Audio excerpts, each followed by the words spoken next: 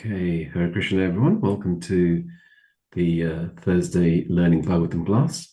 Hope you're all well and looking forward to the long weekend. So today we're starting with Canto 9, Liberation, and it's chapter 1, Sudyumna becomes a woman. Our guest speaker today is Anuragi Mataji, and if I could ask Guru Sevak Prabhuji to introduce Mataji. Hare Krishna. Yeah, Hare Krishna Prabhu. yeah. Guru Sevak had to go somewhere, so I'll do the introduction. Anuragi Devidasi got initiated in 2005, along with other 9 or 10 candidates, I think. And she's very good at serving the temple. And presently, she manages a cafe we started at the weekend. And she before that, she was managing the bookshop. So that's going alongside. And before that, she was training children on Sundays, about Krishna consciousness. And she loves going to like Mangal Aarti and do the cooking for the Lordship once a week. And um, for our temple, she'd been managing to get grants from, various authorities. And once she takes something on board, she seriously goes deep into it. So now you have engaged her into this Bhagavatam. So she's saying she's learning how to then present the class. She's given classes before, and she does good, and she does read, and she's done her family proud. I mean, she originated from rugby, and her mother's initiated, brothers initiated, sisters initiated, and it's wonderful that Srila Prabhupada's mercy is not just for one individual, it's for the family as well. And they all committed to the temple. So today we're looking forward to seeing her grow in this presentation of Bhagavatam as well. And she did Bhakti Shastri. There was a whole group of us. She was the only one who completed it. Once she starts something, she must finish it. And so today we're honored to have her as a speaker. And thank you for engaging her as well. And we're looking forward to her presentation. Hare Krishna, Thank you, everyone. Prabhu. We look forward to seeing you soon as well. Hare Krishna. Yes, soon. Yeah. Thank you so much. Jai Siya Ram, Hanuman Jayanti ki Jai Ho. Jay. Chal bhai. Thank you. Jai.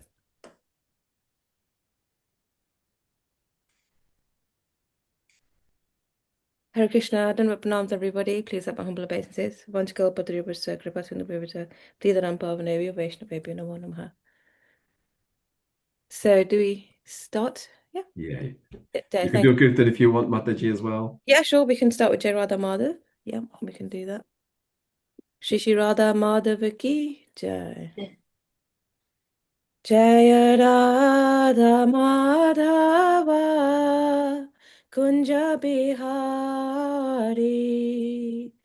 Jaya Radha Madhava Kunja Bihari Jaya Gopi Jana Vallabha Girivaradari Jaya Gopi Jana Vallabha Girivaradari Yashodanandana Brajajanaranjana Yashodanandana Brajajanaranjana Yamunatira Vanachari Yamunatira Vanachari Jaya Radha Madhava Kunja Bihari Jaya Radha Madhava Kunja Bihari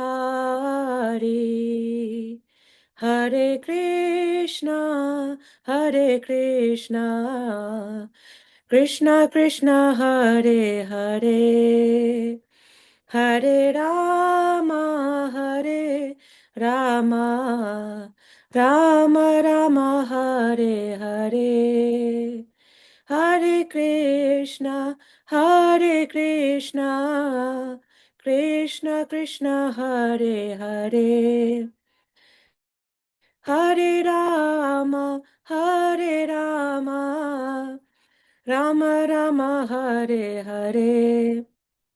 Hare Krishna, Hare Krishna, Krishna Krishna, Hare Hare, Hare Rama, Hare Rama, Rama Rama, Hare Hare.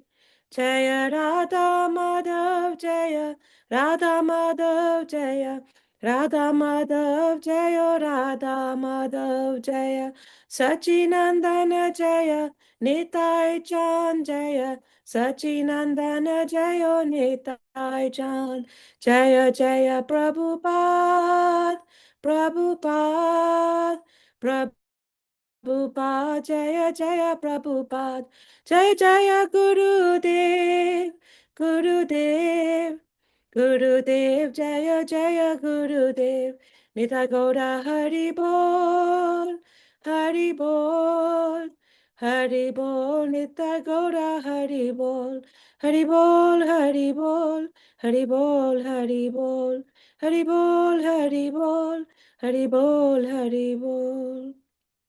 Shri Shri Radha Madhava ki jai, Shri Shri Radha Krishna Bhagavan ki jai, Sachinanda Chand ki jai, Shri Prabhupada Guru Maharaj ki jai. I'll just start off with the prayers.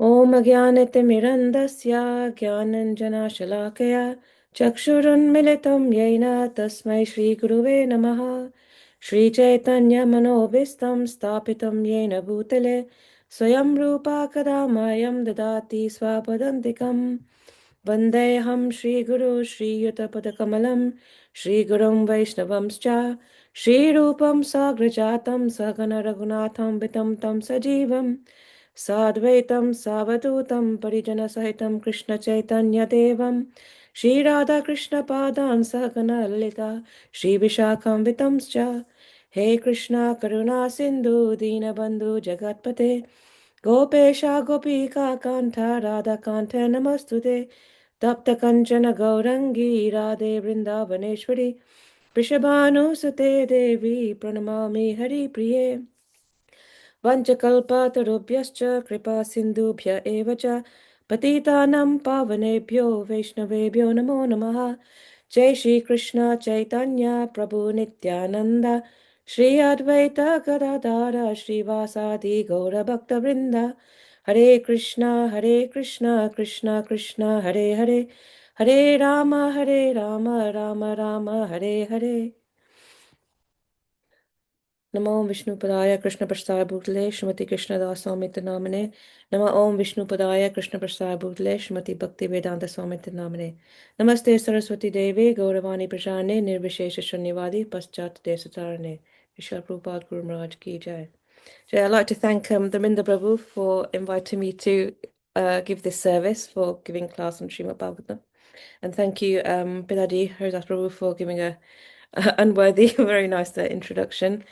So today's Bhagavatam topic is Canto 9, Chapter 1, King Sudyumna becomes a woman. So I have some slides just for myself to prompt me. So is it okay if I share?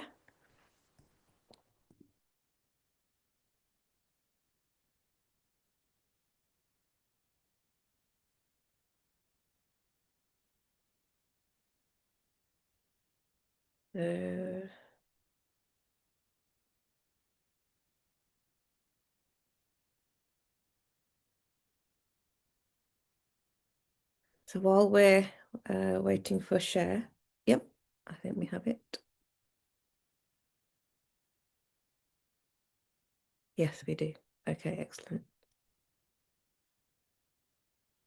Right, so yeah, so Srimad Bhagavatam, Canto 9, Chapter 1, King Sudyumna becomes a woman. So when I first saw this title, I thought I was a bit baffled. I thought, oh, I wonder what this chapter is encompassing. So we can take a deep dive into it today and have a look. So at the beginning of this chapter actually encompasses 42 verses, and after those 42 verses, Srila Prabhupada has only elaborated on 8 purports. So which I found quite interesting. A lot of these verses didn't have purports, and so I'll just through that class, I'll just highlight some of the translations that Srila Prabhupada's highlighted in this chapter. So it's quite interesting, actually. It starts off with Parikshit Maharaj is asking about the dynasties and what the dynasties are. So the two dynasties mentioned in the Bhagavatam are the Chandra dynasty, the moon dynasty, and the Surya dynasty, so the sun dynasty. So Sun dynasty, we know Lord Ram has appeared in the Sun dynasty, and Sri Krishna has appeared in the under the Moon dynasty. So the chapter starts with the beginning of how the solar dynasty has started and the history, and it has descriptions of the dynasties, genealogy, details and lists and the names of ancestors, lineages, which is very, very quite interesting. And I read I think it's in the beginning of the Bhagavatam where it does mention about the Srimad Bhagavatam being a Mahapuran. So what actually constitutes something being a Mahapuran? So it's mentioned in the Bhagavatam that there are 10 themes or 10 subjects that are covered that constitute something being a Mahapuran. So similarly, Srimad Bhagavatam is a Mahapuran. So those 10 subjects are Sarga, Visarga, Sthanam, Poshanam, Utaya, Manavantras, Ishanukatha, Nirod, Mukti, and Ashraya. So Sarga Visarga is primary creation and secondary creation. Sthanam is a planetary system, so we'll mention in the Bhagavatam. Boshna is obviously maintenance, and Utaya is creative impetus. Now, this chapter talks about the periods of Manu, so Manavantras. So Manavantras are covered in the Srimad Bhagavatam. Then Ishanukatha will go on talking about the Lord's Leelas, the Lord's pastimes. So chapter 9, prior to the 10th canto, so then Parikshit Maharaj and Sukadeva Goswami will be then going on to discuss Lord Krishna's pastimes, going on to Ishanukatha, so theme number 7 of a Mahapuran. Theme number 8 of a Mahapuran is Nirodha, annihilation, and Mukti, liberation, number 9, and then Ashraya, number 10, so supreme shelter. So this Bhagavatam, this canto, starts off describing the Manavantras, the periods of Manu.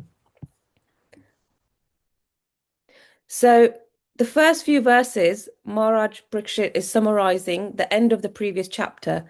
Now, one speaker mentioned that this is a very nice characteristic of a Shrota, someone who can hear nicely, that they're not just listening and then, oh yeah, listening goes in one ear and out the other, but Shrota listens and goes over what he's already listened and then summarizes back to the speaker. And then the speaker knows, right, yeah, this is a good listener. He's listened well. He's able to digest, hear, and then also report back what's been said.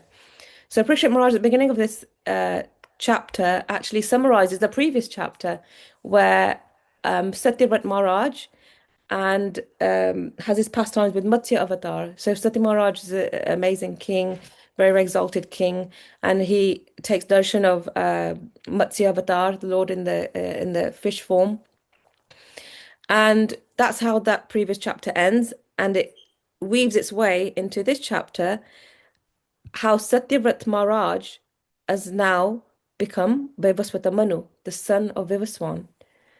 So Parikshit Maharaj is asking Sukadeva Goswami, please talk to me, please reveal to me the great kings that have appeared in this dynasty, the Manus past, present, and future.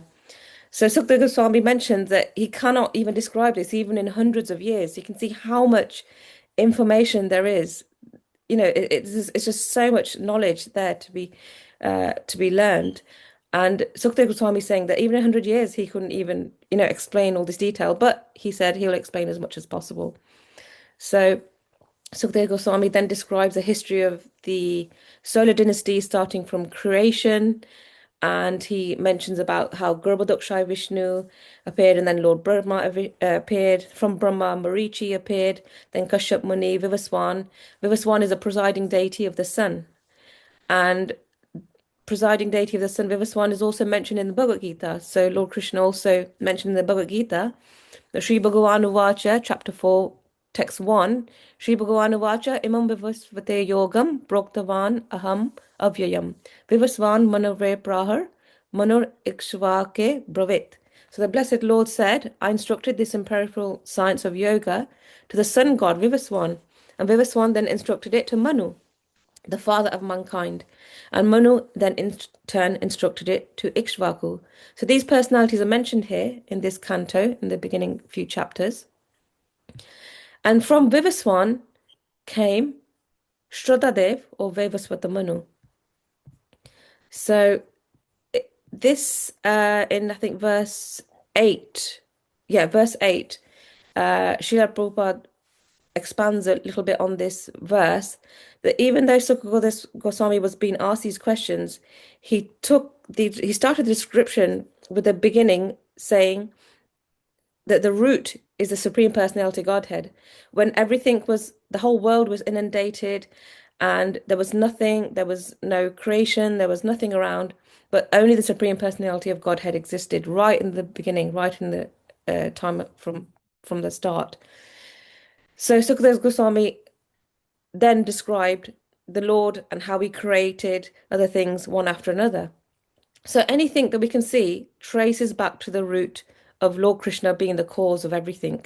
So Lord Krishna says in the Gita, Mataha Prataram Nannet Kintij Asti Jananjaya, that, O conqueror of wealth, there's no truth superior to me, and everything rests upon me as pearls are strung on a thread. Mataha Prataram Nannet Kinchit Asti Jananjaya, May Sarvam Idam Protaram Sutre Manigana Ivaha. Sutre Manigana Ivaha, like as you see the string is a basis and the pearls are all resting on that string.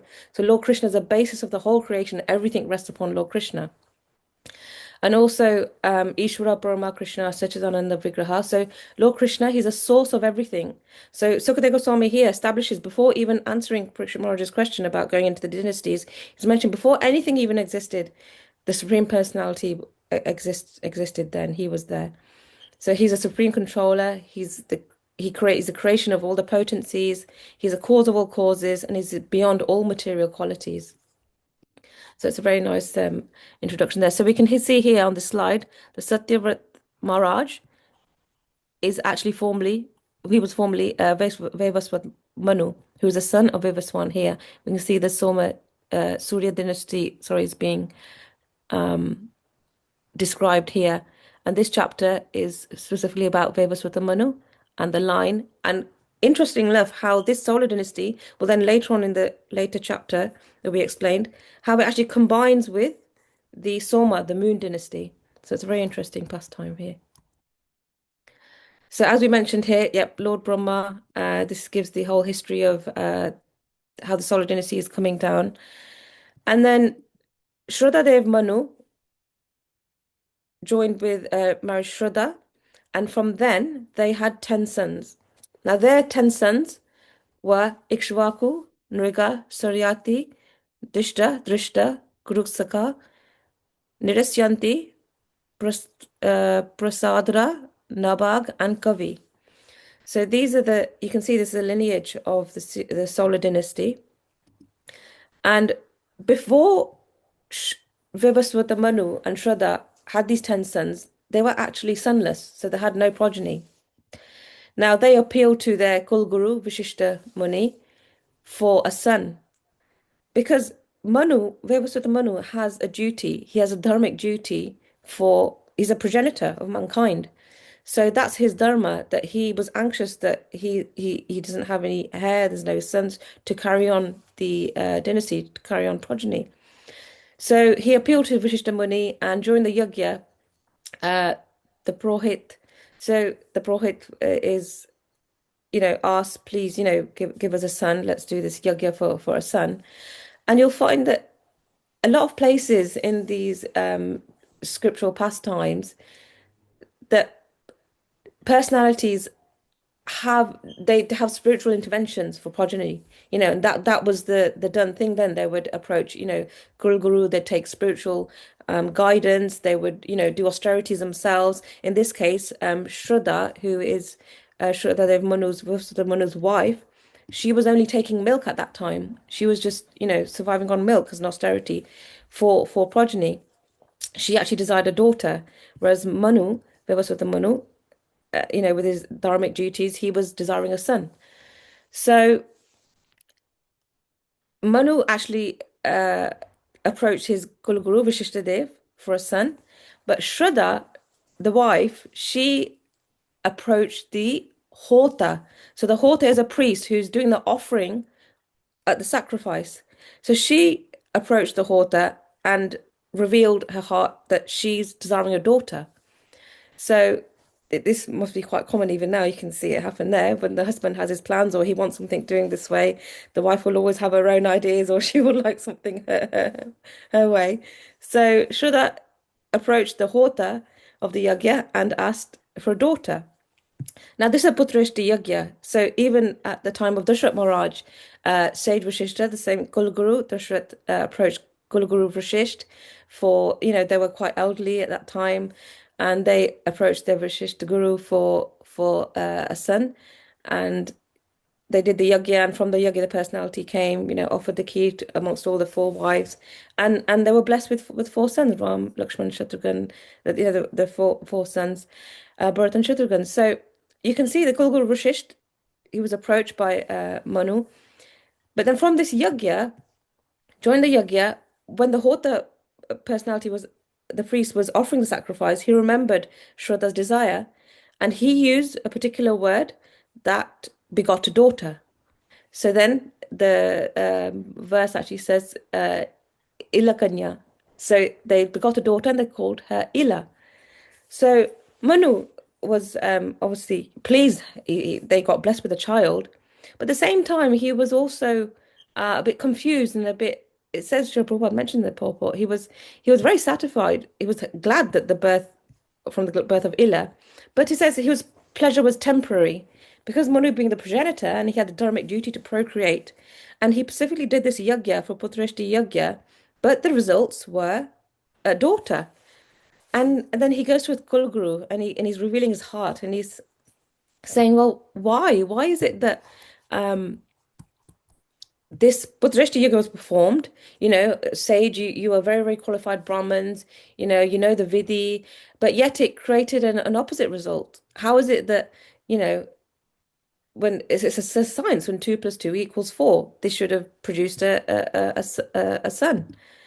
And then Vishdhamuni, meditated upon what happened, and he realized, oh, okay, right. So during this time, the word vasat was used for, your wife's desire of having a daughter. So it wasn't really a mistake. It was more that the desire was changed. So, the word for the daughter was used, and a daughter was born. But Manu desired a son. So from this example, Srila Prabhupada actually mentions in one of the verses, he elaborated quite intensely on this verse, that this is an example of how yagyas performed in the previous ages, they would give desirous results. And even they had so much qualified Brahmins performing those yagyas at that time, that those were pronouncing, the verses, the Sanskrit mantras, they were so qualified that the actual personalities would appear from the yagyas themselves. So if they were, offering prayers to a certain deity, that actual deity would actually appear in front of them from that yagya. So they were so powerful at that time. However, there are examples in the Bhagavatam earlier when mantras, if chanted irregularly, they can yield the opposite results. So, for example, in Canto 6, when Indra killed Vishwarup's father, Twasta, performed a yagya to kill Indra. So when Twasta actually chanted a mantra to increase Indra's enemies, to create a slayer of Indra, Twasta, he was supposed to chant the word Indra Shatro, meaning an enemy. So meaning he whose enemy is Indra. But the meaning changed from a person to kill Indra to Indra Shatroho, he who has Indra for an enemy. So just by elongating from Shatro to Shatroho, it changes the meaning, and then Vritrasura appeared, who was killed by Indradev eventually. So we can see just by just a small tweak of, a syllable or a pronunciation, it changes the whole meaning. So Prabhupada mentions in the purport of this verse that actually the performance of sacrifice in this age in Kali Yuga, the recommended yajna is Sankirtan yajna. That's the main yajna for us in Kali Yuga. Now, over the many ages, Satyug, Treta Yuga, Dwapara Yuga, Kali Yuga, there are prescribed vidhis, for self-realization, for spiritual advancement. And it's mentioned in the Srimad Bhagavatam in Canto 12 that Krite yad dhyayato Vishnum Tretayam Vajato Mukhe Dwapare Paricharyayam Kalotad Hari Kirtanat. That whatever result was obtained in Satyug by meditating on Lord Vishnu, in Treta Yuga by performing sacrifices, and in Dwapara Yuga by serving the Lord's lotus feet, can be obtained in Kali Yuga by simply chanting the Hare Krishna Mahamantra. And also in the Srimad Bhagavatam is mentioned Krishna Varnam Trisha Krishnam Sangopanga Saparsadam Yagyar Sankirtana Prior Yujanti Hisumedsaha. That specifically in this age of Kali, the intelligent persons perform the congregational chanting to worship the incarnation of Godhead who constantly sings the names of Krishna. Although his complexion is not blackish, he is Krishna himself. He's accompanied by his associates and servants and his weapons and his confidential companions. So that's Lord Chaitanya. So Krishna Varnam Drisha Krishnam. So he's come in a golden complexion and he's chanting the names of Hari. And the Yug Dharma is Sankirtan. And those who are intelligent will worship that avatar, will worship the Lord Chaitanya in the age of Kali. So in this age, the performance of yajna has actually been forbidden because no one can properly chant the Vedic mantras, or we can't. It's very rare to find, the qualified Brahmins to chant these mantras. So therefore, Prabhupada mentions, therefore, the Hare Krishna chant is called the Mahamantra, the great exalted mantra above all Vedic mantras.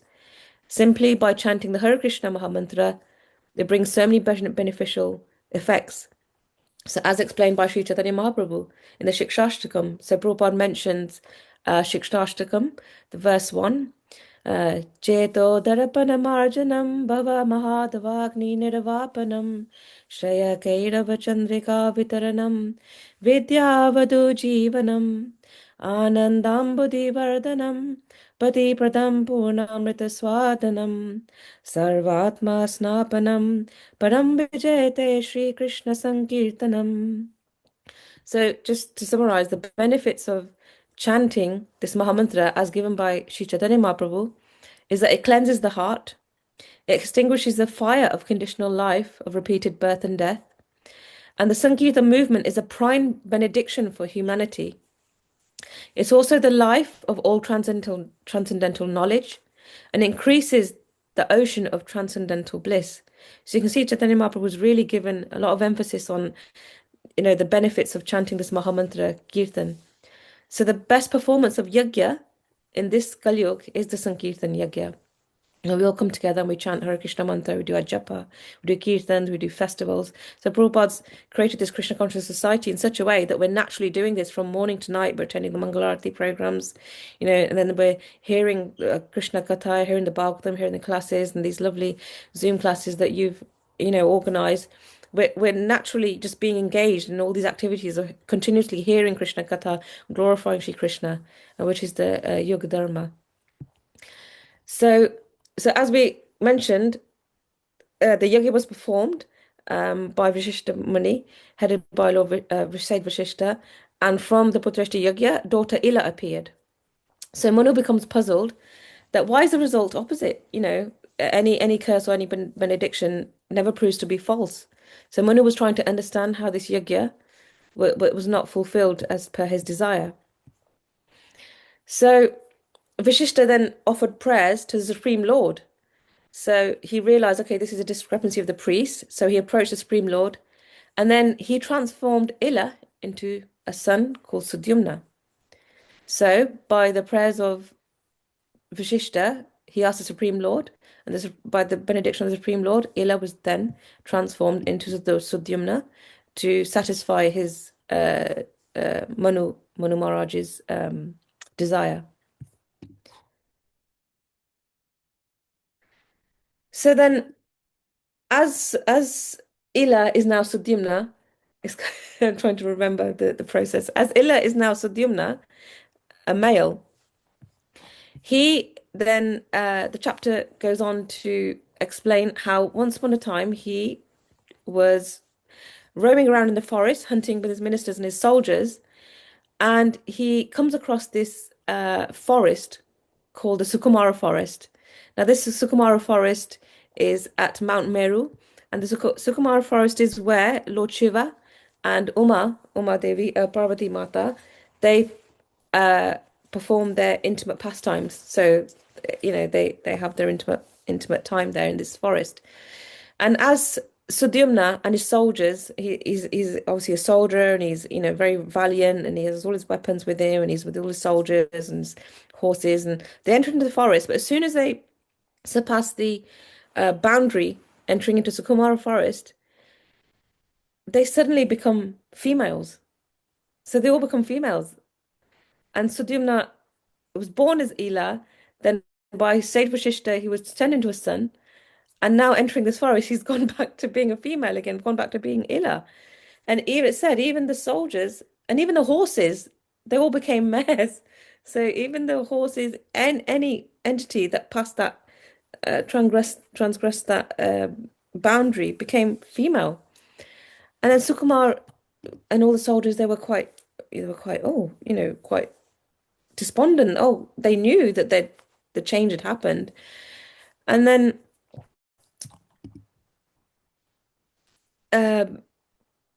Parikshit Maharaj is then explaining, then Parikshit Maharaj asks, actually, how did this change happen? Why is it that, he became, first he was a female and then he became what Manu wanted, he became a male, but now how has he become a female again? So it's mentioned here that Lord Shiva had given a benediction to Parvati Mata that once upon a time when they were intimate in this forest, sages and rishis had wanted to come to visit Lord Shiva. And as they entered the forest, they wanted to take darshan of Lord Shiva. That was the time when Shiva and Uma were intimate. And Uma Devi, Ma Bharati, she was not clothed properly to receive, guests and sadhus. And seeing the embarrassment, Lord Shiva then realized, oh, seeing his Uma Mata in distress, he said, whoever enters this Sukumar forest will immediately any male will turn into a female, like that. So this is how Sukumar then, Sudyumna entered the Sukumar forest and they all became females. Because it's an intimate place for them, it's an intimate place for Shivji and Uma. So in this purport here, Srila Prabhupada then expands on the fact that why we shouldn't be bewildered when these temporary changes happen or these things happen. In actual fact, with these changes happening all the time. So our souls, we're transmigrating from one body to another, to even various species. The soul's transmigrated from plants to animals to different bodies. So we can see that even the soul's existence is always transmigrating. There's always changes happening. So in the Bhagavad Gita, it's mentioned in 2:2, right at the beginning, as a person puts on new garments, giving up old ones, the soul accepts new material bodies, giving up the old and useless ones. So Srila Prabhupada mentions here quite extensively that the body is just like a dress. And here it's proved that Sudyumna and his associates were all male, which means that their souls were covered by a male dress, but now they became female. So, which means that their dress was changed, but the soul, however, remains the same. And it's said that nowadays we know by medical treatment now, many people are going through this gender change or, sex change. So they're having to go through medical treatment, through so many hormones, through injections, through very, very, rigorous process for this change. But we can see here that in the scriptures, it's either by yagyas or by curses or by, you can see these changes that have happened. So Prabhupada mentions the body, however, has no connection with the soul. The body can be changed either in this life or the next. Therefore, one who has knowledge of the soul and how the soul transmigrates from one body to another does not pay attention to the body, which is nothing but a covering dress. So Prabhupada mentions Pandita Samadarshana, that the person sees the soul, which is part and parcel actually of the Supreme Lord. So whatever external is, whatever our, a situation is, the main takeaway from this is actually that is our consciousness fixed in the Supreme Lord? Is our consciousness fixed in, Krishna consciousness? Are we always thinking about our real identity, which is the soul? And actually, it's mentioned that naturally, the whole Prakriti is female and the only male is Krishna. So, Ekla Ishvara Krishna, Arsabhritya, that we're actually, by nature, we're all Prakriti, we're all female anyway, and Krishna is the only enjoyer. So Sukadeva Goswami then recites the pastime of Lord Shiva, normal pastime, and why the Sukumar forest, had this mystical effect on any males entering the forest. And while now Sudyumna is a female, so he's roaming around in the forest, and as Ila as a female, and this is the interesting part now where the Sun dynasty, so this Surya Vamsha, Vivaswata Manu, then Sudyumna Ila is from the Sun dynasty, now merges with the Moon dynasty. Okay, so while Sudyumna is now Ila roaming around in the Sukumar forest as a female, Ila meets with Buddha. So Buddha is a son of Soma. The Soma is a moon god. So they met and they actually consummated and they begot a son called Pururava. Now, Pururava, to actually found this is actually a nice deity of, this is Buddha, who's a son of the moon god, and then with his consort Ila. So there's actually a deity of Buddha and Ila here from some temple in Bharat. So Pururava, the son Pururava was born. And then when Pururava was born, Sudyumna actually remembered that, having achieved this femininity, he remembered his spiritual master, Vishishtadev. And upon seeing, remembering Vishishtadev, Vishishtadev could see he's quite in a deplorable condition now because he remembered that, he was male before and then he's become a female and he's now Ila and he's with Buddha and he's got Pururava, but he's also Sudyumna, he's got kingly duties to perform there. And Vashishta Muni saw him very much aggrieved. So desiring for Sudyumna now to regain his original maleness, Vashishta then made a plea to Lord Shiva. So originally he made a plea to the Supreme Lord to turn Ila into Sudyumna. Now he's making a plea to Lord Shiva to turn Ila back to Sudyumna. So Lord Shiva was pleased with then Vashishta Muni's request, but Lord Shiva, to keep Uma's word that any male who enters this forest will be a female, Lord Shiva explained to Vashishta Muni saying that, he'll satisfy his prayer, but then he said, your disciple Sudyumna may remain a male for 1 month and he will remain a female for the next. So in this way, he'll be able to rule the world as King Sudyumna and also continue his duties as Ila, wife of Buddha, the Moon dynasty, Pururava, look after Pururava, and continue the two roles, so to speak. So for 1 month he's a male and the other month he's a female, just to satisfy Uma's benediction. And from this, I heard in a class somewhere, Parvati Mata could see his deplorable condition, that for 1 month he's a male, 1 month he's a female, and then she also made a blessing that he'll forget that the change is happening. So can you imagine if we we've transmigrated through so many species, so many bodies, and if we were able to remember even our past lives, would be, very, very disillusioned. Would see, oh, that person was my relative in that life, or that person was my relative. It can be quite, quite mentally, quite disturbing. So Ma Bharati, she blessed Sudyumna Ila that when you become male and female for 1 month, you won't remember. So that was the chapter, the verses 34 to 44, where the change from King Sudyumna became a woman. So Lord Shiva he kept both his promises. So then when Sudyumna um was Sudyumna during his Sudyumna time, he had then three various pious sons named Utkal, Gaya, and Vimal. So then they became the kings of Dakshin. But so Sudyumna continued his kingly duties. And in this way, it's mentioned that Sudyumna actually regained his kingdom and he continued on with his kingly duties. And as a wife of Buddha, he also carried out the duties of being the mother of Pururava.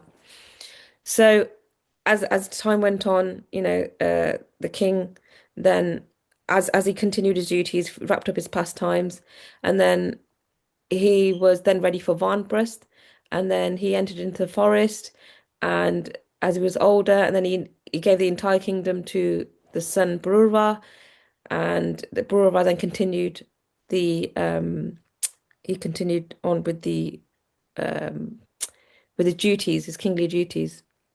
So Prabhupada mentions here that according to the Vedic system, when one's in Varna and ashram, usually they'd leave the family life, and then Prabhupada mentions that at the age of 50, usually then people, they would take sannyas, they would go to the forest after wrapping up their family duties. But we can see in this day and age, even the age of marriage is getting later. The age of having children is later, therefore pushing responsibilities back, and maybe reaching the Vampra stage is much, much later in this day and age.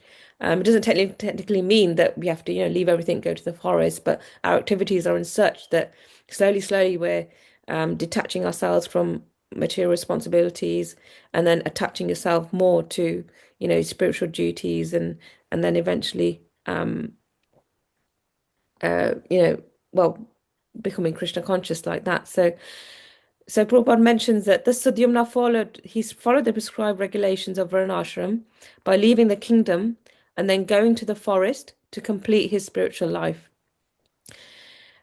Looking at this, actually, Srila Prabhupada has given us a wonderful system where Prabhupada says even the child can take part in this Krishna consciousness. You can see, children from young age, they're chanting, they're singing, they're doing kirtans, and they're watching in the temple, the deity worship going on, they're watching the service. So even from a very young age, Srila Prabhupada has given us such a lovely system where naturally any varna, any ashram, any particular point in life that one is in, you can take up to this Krishna consciousness. You can become, devotee. You can mold our lives in such a way where we're always trying to think of Krishna and do spirituality. So the end of this chapter, then just describes about Sudyumna then going to the forest and completing his spiritual life. So that's the basically overview of chapter 9. I'm sure you Bhagavatam scholars, you've been studying this Bhagavatam for much, much longer than myself. So if there's any points or any discussion points that you'd like to raise, I'll be happy to hear. I think that would be the conclusion of my my talk. So thank you. Thank you very much, Anuragi Mataji. That was amazing, honestly. Oh, So, thank you. yeah, thank you so much. I mean, I was making some notes as I was going along. So, yeah, brilliant. If anyone has any questions, please do raise your hands, especially the mother. I'd expect her to ask a question, no doubt. But if I can start off, if that's okay. What I was thinking in all this is that when we name a child, we go by sort of what time of day, what time of birth, etc. You know, and so the initials come from that. And I thought, were the two initials sort of at the same time? I don't, you know, I'm sure it's not there somewhere, but it was quite sort of distinct that the two names were different, if you know. Well, they'd have to be, but you know, the initials were different, if you know what I mean. Which I thought, was there any sort of thing that you've seen regarding that? That's quite an interesting point. Yeah, typically when you know, we have birds in the family and you consult your guru, you consult, astrologers for astrologically, Shravan is if Shravan's on the call, he's very knowledgeable on this side of things astrologically and how you name a child according to a certain letter or the time they're influenced under a certain planet. But in this case, Sudyumna and Ila, yeah, obviously two different, very different letters. So I haven't read anywhere in when I was researching around this topic any mention of that. Yeah. But Okay. but the when the birth of Ila happened, it was through the yajna. But then the second time when Ila became Sudyumna, that was on the request of Vashishta approaching the Supreme Lord. So the Supreme Lord intervened and blessed them with Sudyumna, transferred Ila into Sudyumna. So I don't know whether that might be above because the Lord actually, Yeah. Yeah. transformed. So it would have been above the astrological. But yeah, I haven't read anything about that. No, that's all right. And the other follow-up question that I had was that do you think that this chapter is really to sort of look forward and, in a sense, make sure that the movement, the Krishna consciousness movement, allows all sorts of types of people to come into the movement, and has this specific chapter that's related to various genders, basically, or non-genders, because it is certain spiritual, like Christianity, etc. They're very biased, etc. So is this a sort of way in sort of saying that we ensure that everyone, regardless of their gender, comes to this movement? Do you think? Yeah, I think my take on this was as I was reading through, we can see even in not just the chapter, but many other places where there might be other places where, male is like a female or female like a male, or um, we have to remember that ultimately, as Prabhupada did mention in the purports, that we're the soul. So the soul is we're naturally Prakriti, we're all female, and Krishna is the only male. He's the only, enjoyer. So to speak, really, we may be in like male bodies or female bodies or mixed or anything, but as long as our consciousness is trying to love Krishna and we're trying to, all these external, we're still on the bodily platform, then, these isms like Prabhupada mentions, this ism, that ism, or, American, even British, or, culturally, we're still on the bodily platform. So we need to overcome that and, oversee that Pandita Samadarshana, that we're all same soul is in everybody, regardless of the external. So the main goal is the main journey is that is your soul connecting to the super soul? Are we realizing our real identity? We are parts and parcel of Krishna and we're eternal servants of Krishna. Naturally, we're all serving something in every day, every life, whether serving the house, serving. It's the soul's natural tendency to serve. But are we reposing that service in the right place to the right to the supreme personality of Godhead? That is the main aim. That is the main goal. Okay, thank you very much, Mataji. I can't see any hands raised, and I'm really surprised with. Oh, thank you very much. I'm So really surprised that how do Shakti I Prabhu as well. how do I stop sharing, Prabhu? How do I stop Yeah, sharing? if you just go into you know where you share, Oh yeah. and then if you just come out from there. Okay. Sadhvi Mataji, would you like to ask your question rather? Have you managed to do that? Oh, Have I? Are you I able can to still stop sharing? see the presentation. Are you able to stop sharing? I can't. I've never done it before, but let me try. No, just bear with me. So, I can't find okay. the. While we're doing that, Sadhvi Mataji, if you'd like to ask your question. Please Hare forgive Krishna. me. I was not the one. First of all, it was first Patty Bears who was raised hand. I'm a third one. It's okay. You carry on, Mataji, and then I'll. Okay. Okay. Okay. Thanks. Okay. Thank you. My question here is kind of maybe kind of strange, but in my understanding, have I understood it right that Eli is kind of mother of the client that has to do with Moon dynasty. She was married with Buddha, right? Yeah. And Buddha's father was Moon god, Soma. right? Yeah. Soma, right? So could it be that the start of the Soma dynasty, she is also the part of it, part of that clan? Yeah, we can say part of it because in the Bhagavatam there are many, many other branches as well, and there are other personalities involved. I mean, I had a look at one of the trees, and there were so many other personalities, not just this line, but there are branches and offshoots.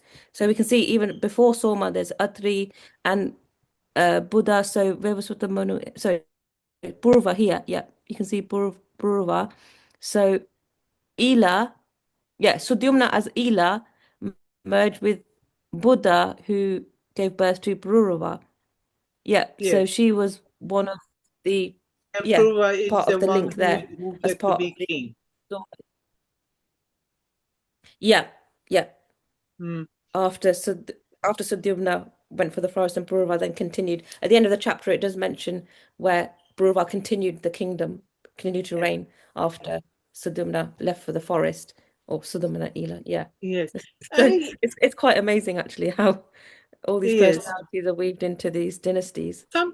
Something I am a bit of puzzle. I don't remember where I read it, but I know I have read it, that somehow Buddha have two father, either Brahaspati or Moon god, because somehow I don't remember exactly 100% where I read it, but I read it that is illegitimate born, the son of one of them. Have I read right? That history is. I'm just going to call upon one of my. I'm going to take a. What was it? Is G on the call? So I'm going to bring in someone else who probably can answer better than me. Very well, I'm here. Yeah. I'm going to take. Sorry, I did. Can you repeat the question? Do you not? Can you summarize it, Anuragi? Because I'm not sure. I don't remember where I read it, but I have read that somehow there is somehow not very 100% sure if Buddha's father is Moon god or Brihaspati. Soma is the deity in charge of the moon. Yes. Yeah. But Buddha is the son of Soma, right? From the look of Anuragi's put the presentation there. Yes. Yes. But I also read that somehow there is something not very, very 100% whether is Brihaspati is the father or Soma is father. Anuragi, have you read anything different? Because, like I said, you prepared this No, chapter. I haven't read anything. Father of Father of who, sorry? Buddha. Buddha. I think she's saying that Buddha's father. Or Is not maybe very Brihaspati. 100% sure which one it is. If it's Oh. Somas, moon god, or Brihaspati. Yeah, I haven't read that far back, so Well, in this chapter it says Soma, so accept it as that. Okay. From the looks of it, even the two Vanshas, Surya Vansh and Soma Vansh, the first personality on there is actually the progenitor. It's not either Surya or Chandra. So Atri and Marichi are the progenitors. So next is coming Soma, who is the moon. So the dynasty is named after Atri's son. And same with the Surya Vansh. It's Marichi, Kashyap, and then Vivaswan. And Vivaswan is the sun god. So it would look like if Soma is the son of Atri, then it looks like Buddha is going to be his son, according to this line. Okay. Thank you. Okay. yeah, this is taken from is it Keshav Maharaj's summary on learning Bhagavatam. So this specific chart is from there. Yeah. Okay. Thank you, Mataji. Bhakti Mataji, would you like to ask your question, please? Hare Krishna. Bhakti Mataji. Hare Krishna Mataji, thank you for that wonderful class. Hare Krishna. I have a question about, well, this chapter is basically about the merging of the two dynasties, the Solar and the Chandra dynasty. Now, we see it as the personification of Chandra and Surya. And my question is pretty mundane. Do we take this as our sun, our moon, the physical, what we see around? And as a follow-up, NASA sent a mission to the moon yesterday. Are we not violating the sanctity of all this, pious history? And my second question was Vashishta Muni. Does he live through the different ages? Because you read about him here, and then he of course appears in the Ramayana as well. So does he live through the different yugas? Thank you. Thank you, Mataji. Thanks for your question. So I'll just attempt to answer. And your first question regarding the sun and the moon, yep, they are personalities. And like Vivaswan is the presiding deity of the sun. And you mentioned about the moon, Soma. Soma. So Prabhupada has actually, I know you mentioned about NASA and going to the moon and that. Prabhupada actually mentioned in a lot of his discussions with the disciples at that time when they were also having the same discussion. They were saying, "Oh, Prabhupada, the scientists they're saying they've gone to the moon, have gone to the moon." But according to the Bhagavatam calculations, it is not possible, physically possible, to reach the moon given the calculations in the Bhagavatam. So what they're actually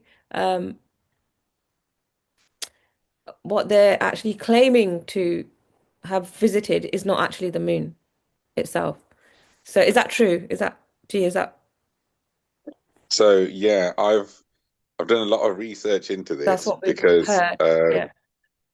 basically at the time when they landed on the moon, Srila Prabhupada was here, and the devotees were saying Srila Prabhupada is landed on the moon. Srila Prabhupada said not possible. And then when they described what the moon looked like, barren rock and all that, Srila Prabhupada goes, the moon doesn't look like this. And even outside of spiritual circles, there's a huge conspiracy that this moon landing was actually faked because the Russians were also trying to get to the moon. And the Americans actually filmed a lot of this in a studio. And this is widely known that there's a moon landing hoax, that it was actually not genuine.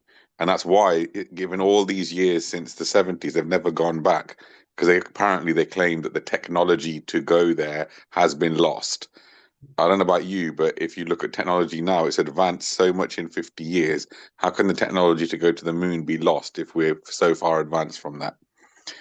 And even in terms of physically being able to create a machine to go to the moon, Ravan tried the same thing. He wanted to actually build a staircase to travel to the heavenly planets. And it's just simply not possible to do by mechanical means to actually travel to other planets. That's why Srila Prabhupada wrote the book Easy Journey to Other Planets. It was basically to say that it's not possible via these mechanical means, but it is possible through, obviously, leaving your body at a particular time, this and that. And in terms of the actual dynasties, each planet has its presiding deity, and they're the ones that are ruling over the planet. So Vivaswan is actually the presiding deity of the sun planet, and Vevasvat Manu is his direct son. So it's not that the sun globe itself is somehow having progeny. It's the presiding deity of that place that is having the children. So it's considered as Surya Vansh. That's why these presiding deities, Vivaswan, Soma, they have different names. Vivaswan's name is not Surya. Soma's name is not Chandra. So it's these are the actual personalities, the presiding deities of that time. What were the other question? What was the other question? Is it the same Vashishta Muni across all the Okay. Yeah, so Vashishta Muni is Yeah. quite amazing. So when Vashishta Muni at the start, Lord Brahma said he asked Vashishta Muni to be the Kul Guru for this Raghuvansh that's coming. And Vashishta Muni didn't want to do it.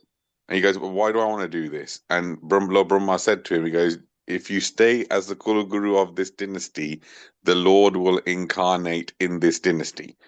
So Vashishta Muni is there for many, many years guiding the Surya Vansh in the hopes that Lord Ram will come. Now, what a lot of people don't understand is, if they're not that well read, there's a link between Vashishta Muni and Vyasdev. So Vashishta Muni's son, let me remember this properly, was, I think, Shakti, I think it was. Then his son was Parashar, and then Parashar Muni's son is actually Vedavyas. Now, when Sukadev Goswami was reciting Srimad Bhagavatam in front of Parikshit Maharaj, Vashishta Muni was actually sitting there listening to it.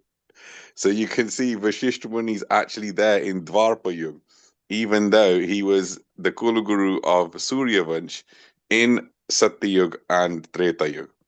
So Vashishta Muni is so amazing. He's living through multiple yugas. And so he himself is such an incredible personality. He's Brahma Rishi. So these are incredibly powerful sages. So they live across many, many yugas like that. So I hope that answers the question. Yes, it does, Prabhuji. Thank you. And with the reference to Easy Journey to Other Planets, yeah, I totally relate to that. It was just that, the moon, like what am I looking at? And Srila Prabhupada talks about, how the sweetness of the food from the moon was a reference like that. And so, I was just a bit confused about what moon am I referring to here. But thank you. Yes, you answered my question. No problem. Okay, thank you. Thank you, Prabhuji, as well. Can I go to Shraddha Mataji? I think there was Akash Prabhu as well. Was there someone? Yes, Prabhuji. Okay. So if we go to Shraddha Mataji and then Akash Prabhu after that, if that's okay? Yes, Prabhu. Okay. Shraddha Mataji, would you like to ask your question? Hare Krishna. Hare Krishna, Prabhuji. Danupranam. Hare Krishna, Anuragi Devidasi. Hare Krishna.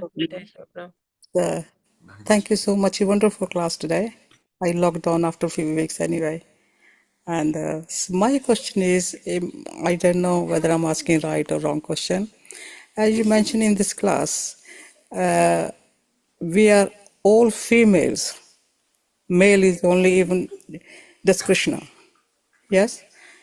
And so why some of devotees dressed up as a gopi bhav, but even the devotees make the fun of them knowingly from the Krishna consciousness or from the Shastras? Why does happen that? If it's outside the people not believing in Krishna or Shastras, we could understand why they're making fun. But devotees make the fun of them as well. Why is that? So first of all, to first understand that, yeah, you mentioned that, yeah, so we're all female and Krishna is the only male. He's the only enjoyer. So our line of Gaudiya Vaishnavism, our gurus, our previous acharyas, they we all know that they, obviously they're from the spiritual world, and they are like Bhakti Siddhanta Ji, Bhakti Vinod Thakur. In the spiritual world, the six Goswamis of Vrindavan, they're all in Manjari Bhav. So in the spiritual world, they are Manjaris. So they're serving, the intimate pastimes of Radha and Krishna, Sakhis, Manjaris. And they've come here, they've appeared here in male acharya bodies. But the internal mood is that of, serving Radha Krishna as Manjaris and as Sakhis. But the acharyas have taught us that this external appearance of now that's becoming quite, common, people externally dress or they, change their vesh, they appear in, female dress or outwardly they're expressing their femininity even as male. But the acharyas have taught, especially Bhaktisiddhanta Ji, he's mentioned in the past that for Gaudiya Vaishnavas, our bhav is internal. It should be, practiced internally. It's not an external show. It's not, because then this is how other people can make such comments or read it and read bhav in wrong ways. So there was also one time when I think during Srila Prabhupada's time when there was a group of devotees and they created a separate club. They called it Gopi Bhav Club. So a group of sannyasis or devotees got together and they called themselves, oh, it's a Gopi Bhav Club. And Prabhupada said, why are you deviating? You shouldn't be deviating. Follow the acharyas, follow the process that's given to you, and you practice your mood internally. And the acharyas, the Gaudiya Vaishnava acharyas, they're at such a high stage. They're they have that Mundry mood, but they didn't go around, externally showing it. They kept their bhav inside, but externally they would be preaching. They would, they're very exalted devotees. So this thing isn't something that it's a cheap. It's just to be shown cheaply. It's not like a cheap mood. It's a very very exalted conjugal pastime, conjugal bhav, intimate bhav of serving Radha and Krishna. So it's not something to be, mocked or to be taken seriously. Unfortunately, the way, society is going with all the social media and all YouTube and everything, sometimes spirituality is coming across as cheap or is coming across as, easily available or but when you go into it deeply, follow the acharyas, follow the acharyas' bhajans, don't deviate away from our scriptures. That's why Prabhupada gave us, strict guidelines, read his books, read the bhajans, follow the charya bhajans, and this way we're able to protect our bhav and protect our spirituality nicely. Does that answer the question? Thank you so much. It's very, very clear. Thank you, beta. Thank you, Mom. Thank you for your blessings. Thanks a lot. And it just clear my mind completely. Thank you. Thanks a lot.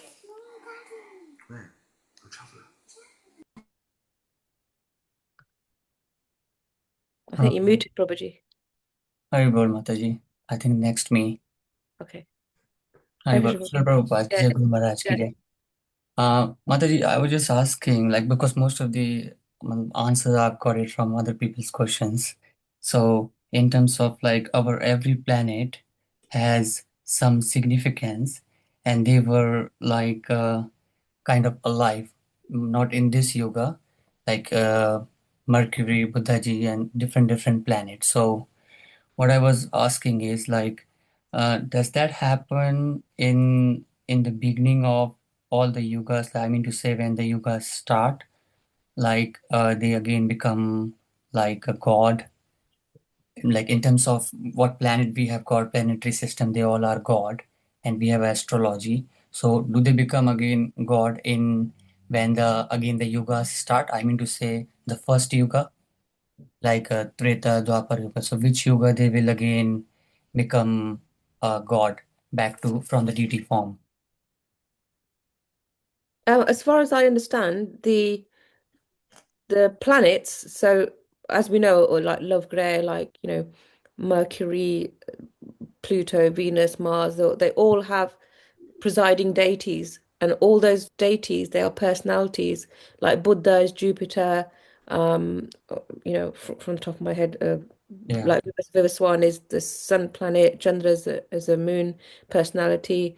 Then we have Rahu, Ketu, all these personalities. They're all existing from time immemorial. Is Shravan? Can I call on Shravan? Is he there? Our resident Yeah, hi, astrologer. Bo. Shravan, our resident astrologer. Would you like to?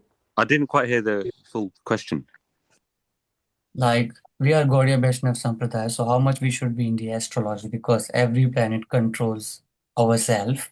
Like many of us, like also in astrology as well, and every planet says something about it. Like I mean to say, whenever like there are a lot of prayers happen, so these planets appear as a god. I mean to say like the personality, like in terms of through the yagas or different things. So I'm saying in which yuga they appear. Like is it possible in a Kali Yuga or just when the yugas start? So they used to appear as a god whenever the yagas and different things happened.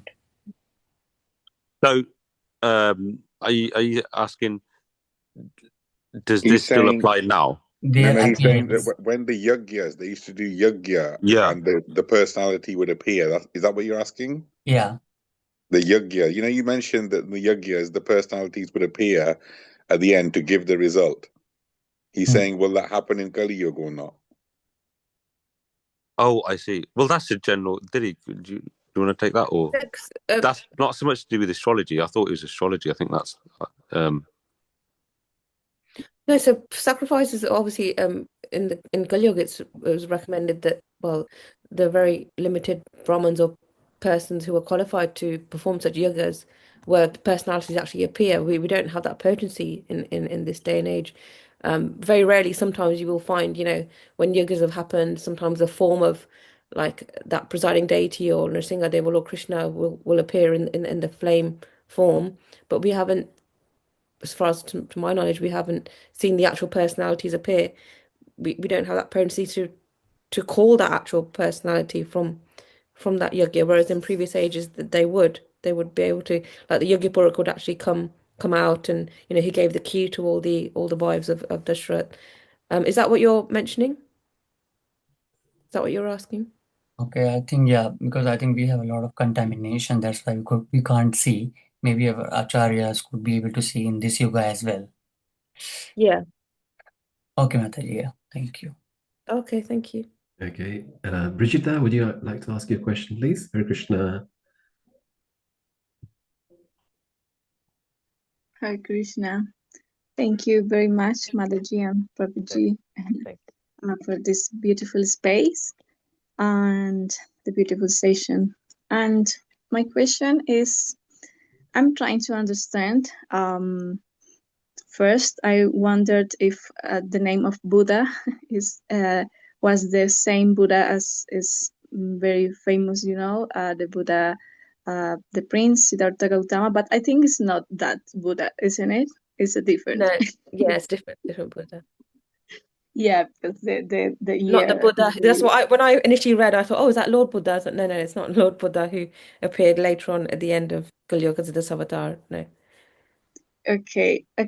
So thanks for the reply. And the second question could be, I'm trying to understand the lineage. So the lineage comes from the son of Mon and son of God. But how it, I don't understand how it is the son of Mon, because just it's my first time reading the Bhagavatam. I'm just recently started with this beautiful group, and so maybe just could you please explain me how can I understand how it is possible, the son of the moon and the sun, and how were their appearances? I mean, the first people are mentioned in the lineage, so they were people like us, or maybe they were people different appearance. Thank you, Hare Krishna. Thank you, Hare Krishna. So I believe if you just joined this group, has the group already covered the creation and the first? Yeah, so that would have been covered in the previous chapters. It goes into very much a lot of detail. So I'd probably recommend you go back and maybe follow some of their previous classes. So the sun personality is. So the sun and the moon planets, they both have personalities, and they're not like obviously as like human beings. They're classed as like demigods, so they have a different characteristic of abilities, of duties. Um, so like us human mortal beings, we have a certain capacity, body wise, intellectual wise. But then as you go up into the higher planets, these personalities have more abilities. They're actually servants of Supreme Personality Godhead. So they're carrying out their duties as per Krishna and Lord Brahma's direction. So the sun, like Mataji mentioned, they give the juices of life. The sun, the moon, they have various responsibilities of, keeping the world balanced, the world in order, the natural, the waves, the sun, the sea, the moon, all of that keep the earth going. So, but within those planets, there are personalities residing and they're carrying out that service. So, was that your question? Like, what what are they? What do they do? And then Yeah. from the Surya dynasty, from the dynasty of the sun, Lord Rama later on, as the descendants go on, as the kings go on, it leads up to Lord Ram's appearance. So Lord Ram appeared in the Sun dynasty, and Lord Ram appeared at midday when the sun is in the highest, in the highest in the sky. And whereas Lord Krishna appeared in the Moon dynasty, so he appeared at midnight. He was born in the midnight under the moon. So a lot of it, even his Ras pastimes, the Ras dance, it happened under the moon. So he's coming. Lord Krishna is appearing in the Moon dynasty. So that's how the sun and the moon are explained in the Bhagavatam. Okay. But yeah, I would for an explanation on the creation, how right at the beginning, it will be covered in the first in the first canto at the beginning. Okay. So because you joined midway, Mhm. but Okay. nice Thank to you hear very that you much. joined and you're learning. Thank you. Yeah, Anuragi.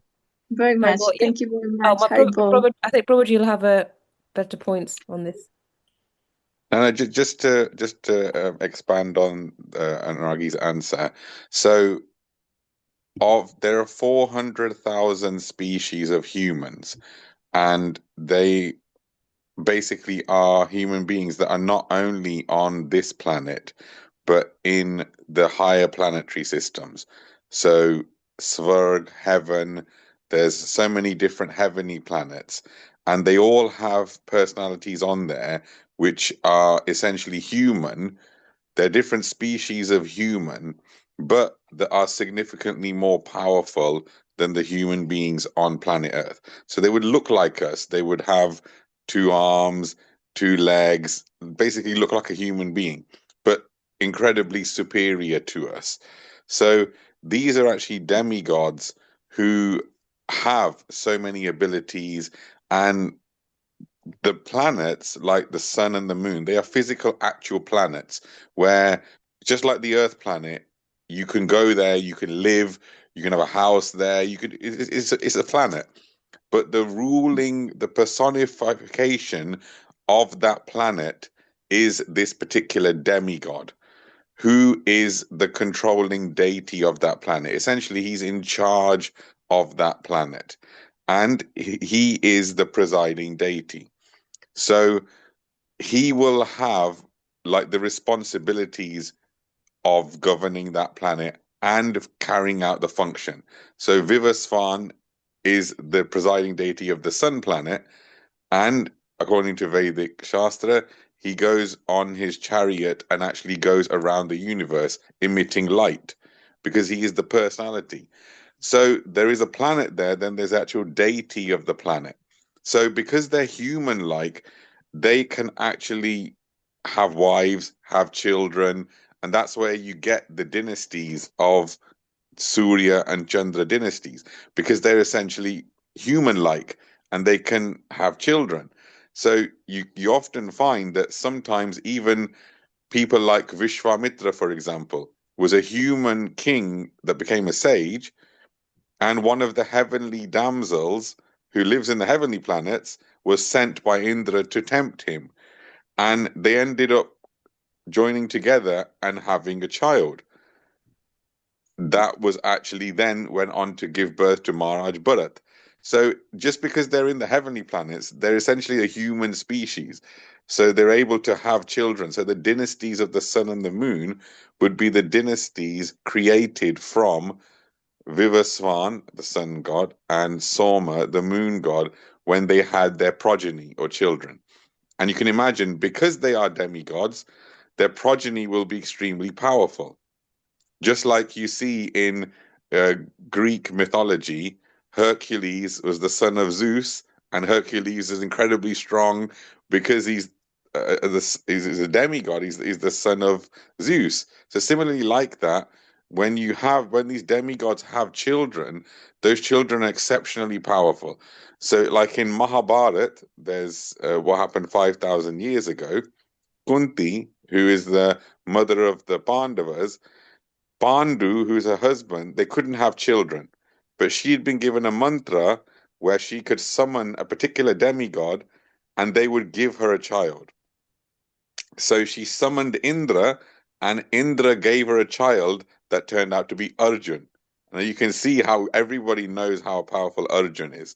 He is an incredible fighter who essentially won Mahabharata with Lord Krishna as his charioteer. And she called sun god next and had Vayudev, and then had Bhimsen. And Bhimsen was so incredibly powerful at the strength of 10,000 elephants. So these demigods, they're human-like, but they can have children with the females. So that's where their dynasty and Vanch come from. And this is where you end up with the dynasties of the sun god and the moon god, when their children have children, etc., etc., etc. So I hope that kind of makes sense. Okay, thank you very much. Sure. Hare Krishna. Okay, so we've got Sadhu Mataji. Are you okay to take two more questions, if that's okay? These are the two last ones. Yes, thank you. It makes a question when you are telling about the planet and the heavenly planet and so on. So do I understand you right that, for instance, Jupiter is Brihaspati, and Brihaspati have a planet, and Saturn is Shani, and Shani has a planet. So do I understand you right that even there are people who lives in Brihaspati's planet, in Shani's planet, in Mangala's planet, and in Buddha's planet, that is Mercury. So do I understand you right that it means that there are people who live there?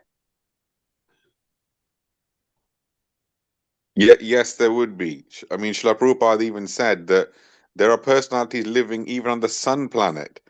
And Srila Prabhupada said, if we think of the human bodies the way they're constructed now, we couldn't possibly live on the sun planet. But Srila Prabhupada said there are entities living on the sun planet, and their bodies will be made of fire. So they'll be able to live on the sun planet.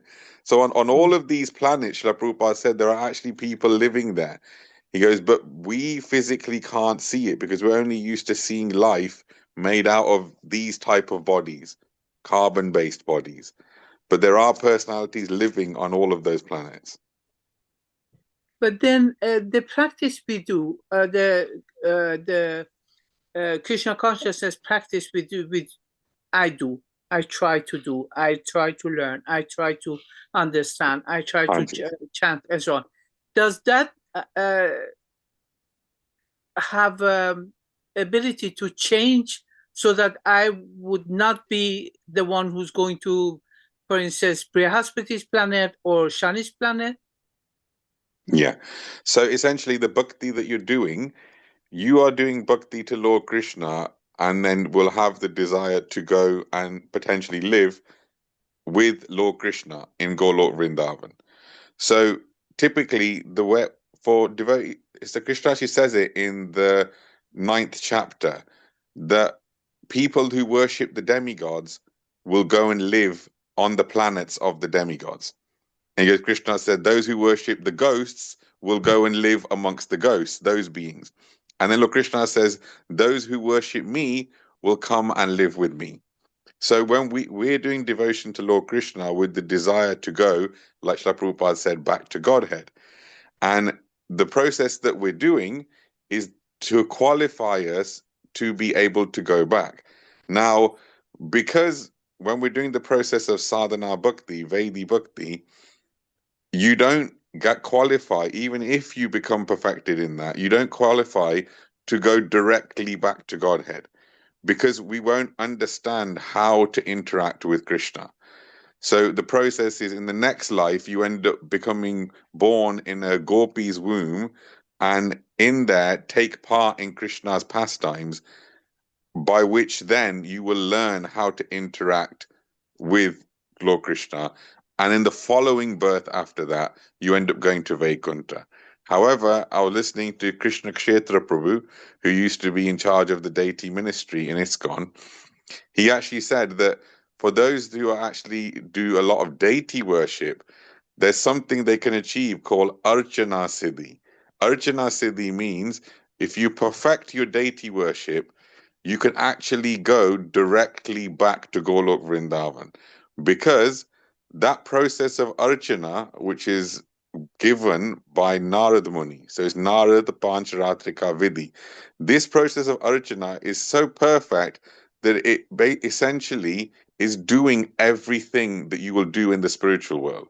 So you will cook for Krishna, you will dress Krishna, you'll put Krishna to bed. You're doing the same activities that you would do in the spiritual world. So if you are able to achieve Archana Siddhi, you go directly back to Golok Vrindavan. So you're correct that by doing your bhakti, you're not going to go to Brihaspati Log, you're not going to go to the sun planet. You're going to actually, and here Anuragi's put the actual verse up, those who worship me will live with me. So Srila Prabhupada's writing in the purport that this is the actual process. So I hope that clarifies the answer. Yes, but please forgive me. I have a follow-up here. For instance, what I have difficulty to understand is how is it possible that they all these planets, deities or whatever, how is it possible that they have so much, that they get to have so much power and control over the earth or the people? For instance, when it's happening, planets change, energy change, and it's happened. For instance, when it's happened eclipse, which was in middle of Iran, and Iran got to come in the war because of the eclipse energy. So why is it possible? How is it possible that they have so much power, that they get to control so much? If I can ask, thank you. No, it's a good question, and I'll ask Shravan Kumar. He's our astrological expert, so I think that's a good segue for him to come in and answer. Shravan, are you on? Hare Krishna. Sorry, I didn't pick up the question. I'm like babysitting as well. So Mataji was saying, how have all of these planets, all the grays, got so much power to actually influence events, like the Grail recently, then the Iran war happened afterwards. How have these planets got so much ability to influence what's happening on the planet Earth? And how they control us, yeah. Well, first of all, is I think to understand is the context of it all. So we're obviously in the material universe, and the material universe is, you can look at a painting and think, oh, I love the picture of the sky and the grass that's waving. The painter's created it amazingly. But if you ask an artist, they'll say, well, actually, it's the tone of the colors, and it's you got 3 primary colors. I'm not an artist, so I don't know. Is it green, blue, and yellow or something? They're the base 3 elements. And then it's the different combinations of that mixing, which then creates the different other tones within that spectrum. So in the material world, everything is controlled because it's falls within a material energy, the tattva. There's literally a tattva which is controlling that element. So it's like the fundamental base energy which is being controlled. And so those planets are representing and controlling that. It's just like Narasimhadev, he is the Vishnu avatar for Mangal, which is Mars. Because if you look at the pastime of Narasimhadev, we all know he showed anger, he showed aggression, and he shed blood. And that's what Mars does. It's, you mentioned the war. The war is a soldier fighting against another soldier and killing him. It's very violent. That's Mars. That's the energy of Mars. Now, why does Mars have that energy? Mars is having that energy because he's literally following the order of Ishvara. Ishvara is the supreme controller, Krishna. We know him as devotionally as Krishna. He is ultimately controlling everything. It's through his order that the material world is moving forwards. So every time there's an eclipse, there's 4 eclipses in a year, and that triggers an 18-year cycle. And so when you have the 4 yugas, Satyug, Treta Yug, Dwapar, and Kali Yug, as we are progressing further down that line, the change in the general universe to that next level in that time process happens because of these eclipses. So every time there's an eclipse, it ushers in the next 18-year cycle, which continues on and on and on. These are all just happening because of Krishna's arrangement, ultimately, through Ishvara. And so, like Prabhupada says, I think he was on a morning walk. I can't quite remember the context, but he was talking to one of his disciples, and he looked up at the sun and he says, Krishna Surya Sama, meaning Krishna is the sun. Like for us, the local representation of Krishna is the sun. So when you look at the sun, you think, wow, that's literally just one of Krishna's eyes. There's so much Tej, there's so much Shakti in that. And these planets that are they're on the material level to control our material reactions and fructify that material result. But far beyond that is Krishna and is the process of bhakti, which is why in the Bhagavad Gita, Krishna takes us through the different stages of surrender. And the lower stages are karmakand, where you just do something to get a certain result. And that slowly elevates you. But this is why we're really, really lucky to have devotee association, because it's like, instead of walking to somewhere, you got to go Tesco's, you got to eat. You got to go Tesco's and get your vegetables. Instead of walking there with heavy bags, you can grab a bus. But getting on the bus, you still have to, it's a bit difficult. You have to wait extra stops. You got to walk to the bus stop. You got to sit next to someone you probably don't want to sit next to. Better than that is you can have your own personal car where you can go directly there. But even better than that is, imagine if you have a car and there's a driver there. And that driver is kind of where we can be in the path of bhakti, where the guru is like the driver. You're sitting in the car. That car is like sadhu sang, and it's the association of devotees.